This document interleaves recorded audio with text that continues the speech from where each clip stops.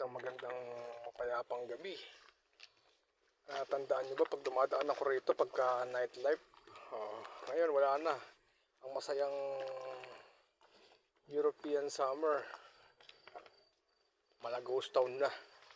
Dahil malapit na ang undas. Marami nang pwedeng mangyari sa KMJS. Panoorin. Mga sumasabay ang Europeo sa ghost hunt.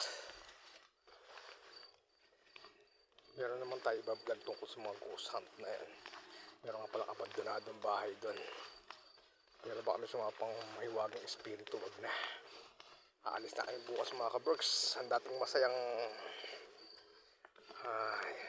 Habar Nights ghost town na. Paalam.